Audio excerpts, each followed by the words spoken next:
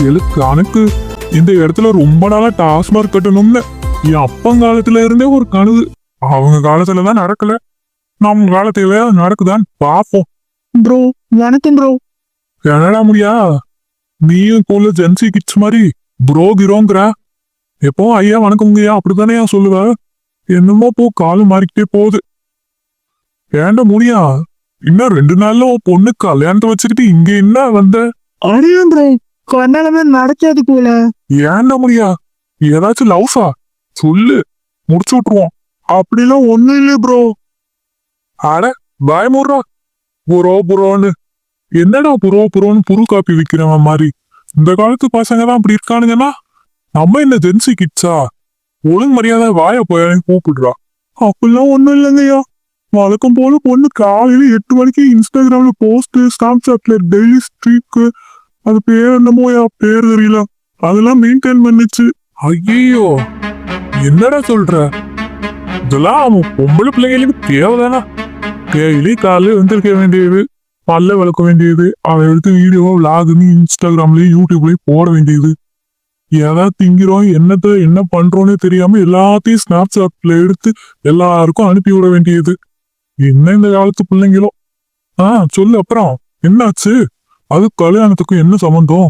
இன்ஸ்டாகிராம்ல காலும் தருதல தர்மலிங்கம் அப்படின்னு ஒருத்தையா. டேய் இப்ப போஸ்ட் கோரா, ஆனா இன்னைக்கு மஜா இருக்கலே. சரி லைக் போட்டு விடுவா, எப்படியா இந்த ஃபிகர் சார் பண்றோம். லைக் மட்டும் போட்டா மரியாதை போய் இந்த ஃபிகர் ஏதாவது ஒரு பிக்கப் லைனை போட்டு விடுவோம்.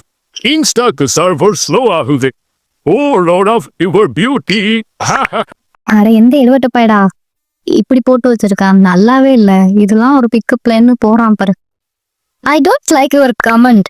இருடி, ஏன் பிக்கப் லைனை அப்படிச்சலான்னு சொல்றா? நீ என்ன பண்றேன்னு பாரு. அப்படின்னு என் பொண்ணு போட்டோவை மாப்பிங் பண்ணி வாட்ஸ்அப் குரூப், இன்ஸ்டா ரீல்ஸ், போஸ்ட்னு எல்லாத்துலயும் போட்டோன்னு சொல்றாங்கய்யா. சரி போயிட்டு சைபர் கிரைம்ல கம்ப்ளைண்ட் பண்ணலாம்னு பார்த்தா என் பொண்ணுதான் அவனை டெஃபமேஷன் பண்ணிருச்சு அப்படின்னு கம்ப்ளைண்ட் பண்ணி என் பொண்ணு பக்கம் திருப்பி போலீஸ் ஸ்டேஷன் கூப்பிட்டு போயிட்டாங்கய்யா. நீங்க தானுங்க எப்படியாவது காப்பாத்தணும். வெளியில தெரிஞ்சா குடும்பம் மானம் போயிரும். நாங்க குடும்பத்தோட தற்கொலை பண்ணிக்கணுங்க. எப்படியாவது காப்பாத்துங்க கவுண்டர்.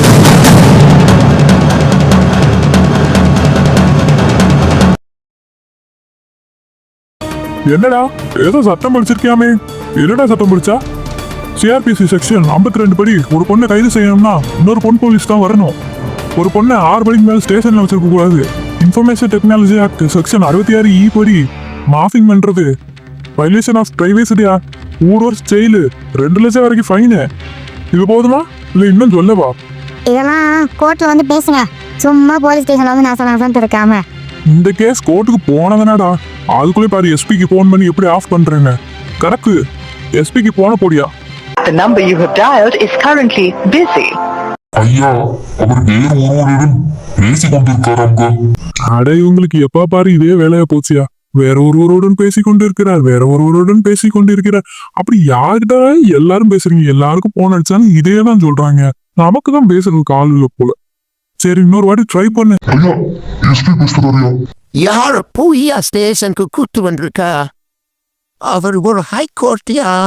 இவரை பார்த்தா கோர்ட்டுக்கே பிச்சை எடுக்கிற மாதிரி இருக்காரு. இவர் ஹைகோர்ட்டா? என்னமோ போங்க, ஸ்கிரிப்ட்ல இருக்கறதுனால நான் வெளியே விடுறேன் அந்த பொண்ணை. போமா புனியவதி, இனிமேலாவது இன்ஸ்டாகிராம்ல போஸ்டும் ஸ்னாப்சாட்ல ஸ்ட்ரீட்டும் அனுப்பாம இரு. மாஃபிங் பிரச்சனை எல்லாம் பெரிய பிரச்சனையா இருக்கு. என்னமோ அசால்ட்டா ஸ்டோரிய போட்டு விடுறீங்க, போட்டோவை வளைச்சு எடுத்து.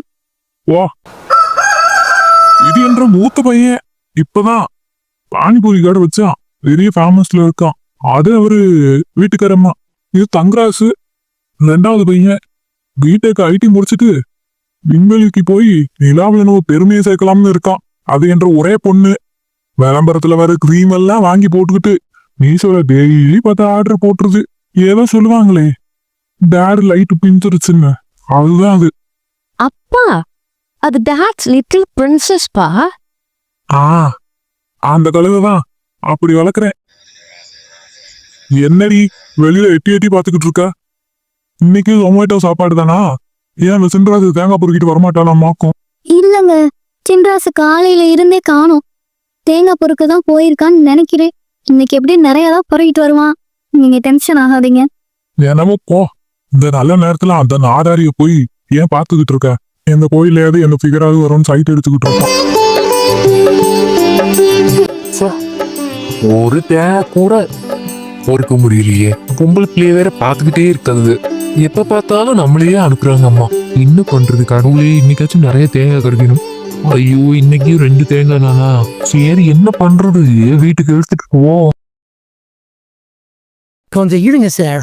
போட்டோ ஒன்று எடுத்தாதான் இப்படியாச்சுல வந்து ஒழுங்கா விழும்.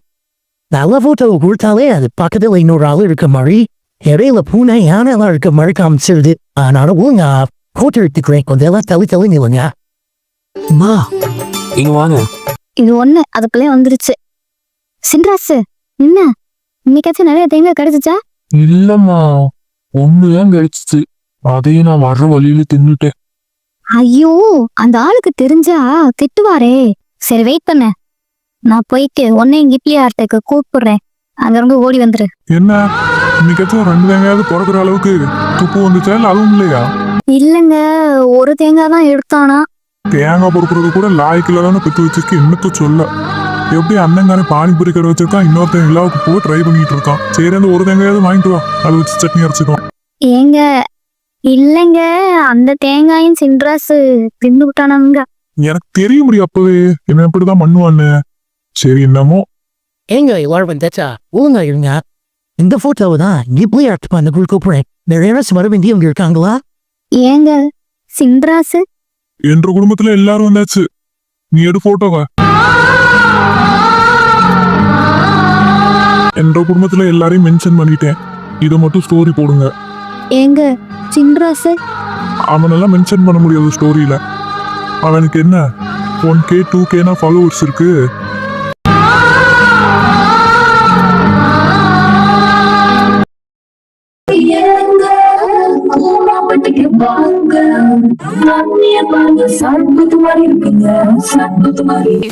ஏய் ரீல்ஸ் எடுக்கிற தம்பி இங்க வா.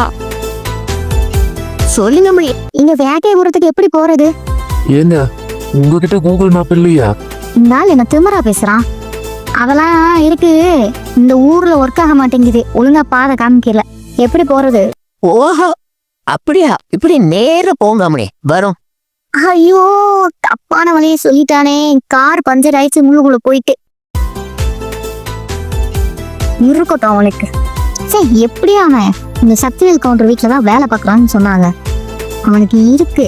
அவனை எப்படி டார்ச்சர் பண்றேன்னு பாருங்க. ஐயோ, இவளா? நம்மள பார்த்தோன்னா பத்தேவா. ஹாய், 2 பேரும் இங்க வாங்க. நீ ஆனா எனக்கு அட்ரஸ் மாத்தி கொடுத்தது இருக்கட்டும். போயிட்டு என் போனை சார்ஜர் போடுங்க. உங்க 2 பேரோட போனை என்கிட்ட கொடுங்க. நான் தான் நெட் ஃபுல்லா தான் யூஸ் பண்ணுவேன். உங்க 2 பேருக்கு இன்னைக்கு ஃபுல்லா போனே கிடையாது. அதான் பனிஷ்மெண்ட். அப்புறம் எனக்கு இன்னைக்கு நீங்க தான் வேலையெல்லாம் பார்த்து கொடுக்கணும். எனக்கு வீடியோ எடிட் பண்ணணும், வீடியோ ரீல்ஸ்க்கு எடுத்து கொடுக்கணும். அதெல்லாம் நீங்க தான் பண்ண போறீங்க. அதுவும் உங்களுக்கு பனிஷ்மெண்ட். எனக்கு அட்ரஸ் மாத்தி சொல்றீங்க. சரிங்க மிஸ், சரிங்க, நீங்க என்ன சொன்னாலும் செய்யறோங்க. அம்மா வாங்க. ஏன் இவ்வளவு நேரம்? அடி ஏமா, இந்த ஊருக்கே கூகுள் மேப்பே வேலை செய்யல. எப்படியே பானை கொஞ்சம் பேர் பாடல் போச்சு. ஏய், போய் லக்கேஜ்ல இருக்க பெட்டியெல்லாம் தூக்கிட்டு வாங்க. சக்திவேல் கவுண்டரா நீங்க? இல்லங்க, சட்டை போடாம வேஷ்டை கட்டி துண்ணை கட்டி இருந்தா அது எங்க அப்பா சக்திவேல் கவுண்டர். சட்டையை போட்டு நீஷையில டை அடிச்சிருந்தா அவர் பையன் சின்ராசாங்க. ஓ ஆமால, நீங்க 2 பேரும் டபுள் ஆக்டிவ். அம்மா, இவரு சக்திவேல் கவுண்டரோட பையனா சின்ராசு. முகஜாடியை பார்த்து நீ கண்டுபிடிக்கணும்மா. இது பேரு சின்ராசு சக்திவேல் கவுண்டரோட பையனா? அட பாவமே, நான் வேற ரொம்ப கொடுமைப்படுத்திட்டேனே. நீ எவ்வளவு நல்ல மனுஷன். எனக்கு நல்ல நல்லதா போட்டோ அப்புறம் ரீல்ஸ் எல்லாம் ஒழுங்கா எடுத்து கொடுத்தாரே. பேசாம இவரே நம்ம லைஃப் பார்ட்னரா வந்துட்டா எப்படி இருக்கும்? கொஞ்சம் நில்லுங்க அங்கிள். சின்ராச பத்தி நான் கொஞ்சம் தெரிஞ்சுக்கணும். ஐயோ, இது தெரிஞ்சுட்டு என்ன பண்ண போதுங்களோ? என்னமா தெரிஞ்சுக்கணும்? சரி வா சொல்றேன்.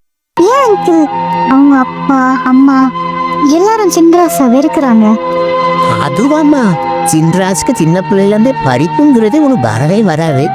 அப்புறம் அவங்க அத்தை பொண்ணு கௌரி, அவளை ஸ்கூலுக்கு சேர்த்து விட்டாங்க. அப்புறம் அவ பின்னாடியே ஸ்கூலுக்கு போக ஆரம்பிச்சான் அவளுக்காகவே. 2 பேரும் சின்ன பிள்ளையில இருந்தே ஒரே லவ்ஸு. அப்புறம் கௌரி நல்லா படிச்சு வெளியூர் போயிடுச்சு. சின்ராஸ்க்கு கௌரி வர்றதுனால ஒரே குஷி. சரி அதான் பெரிய பிள்ளைகள் ஆயிட்டாங்களே இப்படி சொல்லிட்டு 2 பேரும் கல்யாணம் பேசி முடிச்சிருந்தாங்க. திருவிழப்பையும் பார்த்தா கௌரி ஒரு நாள் ஆத்துல இருந்து குதிச்சு தற்கொலை பண்ணிக்க போயிடுச்சு. காரணம் கேட்டதுக்கு, நான் போய் வெளியூர்ல தான் படிச்சிருக்கேன், 30,000 ஃபாலோவர்ஸ் இருக்கு டிக்டாக்ல எனக்கு. முதல்ல உனக்கு டிக்டாக்னா என்னன்னு தெரியுமா? ஆண்ட்ராய்டு போன் வச்சிருக்கியா அப்படின்னு கேட்டுட்டா. தெரிஞ்சா கல்யாணம் ஏன் இப்படி பண்ண? இந்த கல்யாணத்துல இருந்து தப்பிக்க எனக்கு வேற வழி தெரியல. அதனாலதான் இந்த முடிவுக்கு வந்தேன். யாரு கேட்டு இந்த கல்யாணத்துக்கு முடிவு பண்ணீங்க? யோசிச்சு பாரு, உனக்கு எனக்கு என்ன பொருத்தம் இருக்கு? டிக்டாக்ல 30,000 ஃபாலோவர்ஸ் வச்சிருக்க நான் எங்க? டிக்டாக்னால என்னன்னு கேக்குற நீ எங்க? சரி, நான் உன்னே கல்யாணம் பண்ணிக்கிறேன்னு வச்சுக்க. என் கூட வாழ்றதுக்கு உனக்கு என்ன நாகரிகம் தெரியும்? உனக்கு ஒரு வீடியோ எடுக்க தெரியுமா? இல்ல அதை எடிட் பண்ணாதான் தெரியுமா? நாளைக்கே என்னோட ஃபேன்ஸ் எல்லாம் செல்ஃபி எடுக்க கியூல நிப்பாங்க. அவங்க கூட உனக்கு நின்று செல்ஃபி எடுக்க தான் தெரியுமா? என் ஃபேன்ஸ் பண்ற கமெண்ட்க்கு உனக்கு ரிப்ளை தான் பண்ண தெரியுமா? என்னங்கம்மா இப்படி பேசுறீங்க? இத்தனை நாளா நீங்க சின்ரஸ் கூட பேசலையா பழகலையா? டிக்டாக்ல எத்தனை பேர் கூட தான் நான் ஆசையா பேசுறேன் பழகுறேன். அதுக்குதான் அவங்களெல்லாம் நான் கல்யாணம் பண்ணிக்க முடியுமா? உன் கையால என் கழுத்துல தாலி ஏறுறதும் ஒண்ணுதான், கையில தூக்கு ஏறுறதும் ஒண்ணுதான். தூக்குல தொங்க போடையில கூட உன் கடைசி ஆசை என்னன்னு சொல்லி கேட்பாங்க. ஆனா என்கிட்ட ஏன் கேட்கல? ஏன் நம்ம தானே ஆண்ட்ராய்டு போன் வாங்கி கொடுத்தோம், நம்ம தானே ரீசார்ஜ் பண்ணிடுறோம் அப்படின்னு தானே.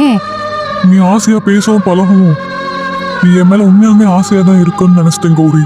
நீ டிக்டாக்ல 4 பேர்கிட்ட பேசுறதும் என்கிட்ட பேசுறதும் ஒண்ணுதான் அப்படின்னு நினைச்சிருந்தது எனக்கு தெரிஞ்சிருந்துச்சு அப்படின்னா நான் கண்டிப்பா ஒரு பக்கம் தலை வச்சு கூட படுத்திருக்க மாட்டேன். அப்பா உன் மேல நிறைய நம்பிக்கை வச்சிருக்காரு.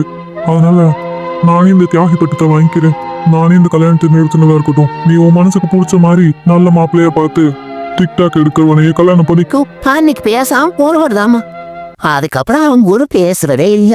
அது வரைக்கும் பெரியவருக்கு வேண்டாத பிள்ளையா இருந்த சின்ராசு அதுக்கப்புறம் ஒட்டுமில்ல உறவுமுல்லன்னு ஆயிட்டாமா. சின்ராசை பத்தி தெரியாம பெரியவரும் கௌரிக்கு ஒரு நல்ல டிக்டாக்கர் மாப்பிள்ளைய பார்த்து கல்யாணம் முடிச்சு வச்சுட்டாருமா. நடந்த உண்மையெல்லாம் யார்கிட்டே சொல்லக்கூடாதுன்னு சின்ராசு என்கிட்ட சத்தியம் வாங்கிட்டு விட்டாமா. தயவு செஞ்சு யார்கிட்டே சொல்லிடாதம்மா, நல்லா இருக்கா?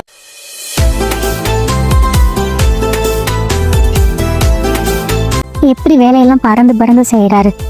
இவரை போய் அந்த பொண்ணு வேண்டான்னு சொல்லிட்டு போயிடுச்சு. பெரியதா, இது என் ஹஸ்பண்டோட சிஸ்டர் இன்லா. கல்யாணத்தப்போ அமெரிக்கால இருந்தாங்க. சிஸ்டர் இன்லா இவர் என்னோட பெரியத்தா. பானிபூரி கடை வச்சிருக்காரு, பெரிய பிசினஸ் மேன். அப்புறம் அவர் என்னோட சின்னத்தான், ஐடி படிச்சுட்டு நிலாவுக்கு போக பிளான் பண்ணிட்டு இருக்காரு. சின்ராசு, அவங்க நம்ம மாப்பிள்ளையோட தங்கச்சியா? அவங்களுக்கு கூல் ட்ரிங்க்ஸ் கொடு. ஆமா, இவர் யாருன்னு நீங்க சொல்லவே இல்லையே. இவர் ஒன்னும் இன்ட்ரடியூஸ் பண்ற அளவுக்கு இன்ஸ்டாகிராம்ல 1 மில்லியன் ஃபாலோவர்ஸ் வச்சிருக்கவரெல்லாம் கிடையாது. சின்னதா, ஒரு நிமிஷம் நில்லுங்க. எல்லாரும் சீக்கிரம் வாங்க. இவர் என்னோட சின்னத்தான். ஒரு முக்கியமான விஐபியை உங்களுக்கு இன்ட்ரடியூஸ் பண்றேன்னு இருந்தேன்ல, இவர் தான் என்னோட சின்னத்தான். அப்புறம் சின்னத்தா, அது டிம்பிள், அது சீமா, அது ஏமா, அதுக்காமா. பாக்குறதுக்கு சிம்பிளா இருக்காருன்னு குறைச்சி எடை போட்டுறாதீங்க. பெரிய ஆளு இவரு. இவர் வாங்கி கொடுத்த ஆண்ட்ராய்டு போனை வச்சு பல பேர் வாழ்ந்திருக்காங்க. தனக்குன்னு எதுவும் பண்ணிக்க மாட்டாரு. ஆனா தன்னை சுத்தி உள்ளவங்களுக்கெல்லாம் ரீசார்ஜ் பண்ணியே நொந்தவர் இவரு. இந்த மெட்ராஸ்காரி ரொம்ப திமிரு பிடிச்சவளா இருக்கா.